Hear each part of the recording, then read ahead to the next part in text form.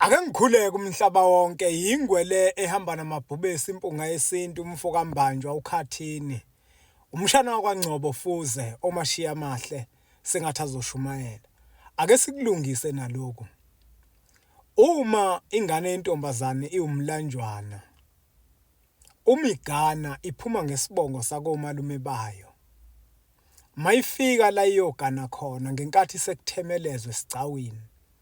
Omalume bayo bake bakubeke kucace kube sobalo kwezinqazesela ukuthi lengane yentombazane esiyilethile leyikhaya iwumshana wethu. Kodwa izalwa kaSibanibani. Ningayibiza ngoMasibanibani beyinikeza isibongo sakubo sesende.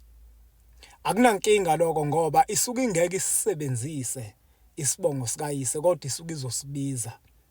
Kunomehluko ke ukusebenzisa isibongo nokubiza isibongo. Mawufuna ukwazi umehluko uyothola incwadi yami esihloko sithi amava ahlabahlosile. Uma kuthiwa ke insizwa manje iyaganwa esibongweni sakomalume bayo. Omalume bakwazi ukuthi esigcawini sakomalume bayo bayinika isibongo sakubo. Akwenzeki lokho bafowethu. Baningi abantu othola ukuthi iphutha elifana nalelo lenzeka. Kwaphambana izinto zabo. Esigcawini sakomalume bakho osinelwa kusona wena njenganensizwa. Omalume bakwazi ukukunikeza isibongo sikayihlo ukuthi ngoba naku wena usuyasinelwa usungasebenzisa isibongo sikayihlo akukwazi ukwenzeka lokho. Uyaqhubeka usebenzisa isibongo sakomalume wakho.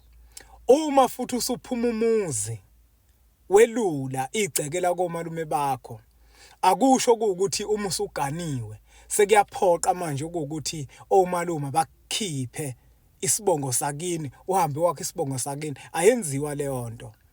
Izinto zophambana kakhulu ngoba into ezokwenzeka njengoba wena usinelwe la komalume bakho uzophuma manje umuzi uthi uyakha wena uyovusa umuzi kayihlo ongamazi. Awumazi phela uyihlo ngoba omalume bakho abakaze bakukhiphe ngembuzi bakusa kuyena uyihlo. Uyihlo wakhe akakazenze lutho maqondana nokukuhlenga.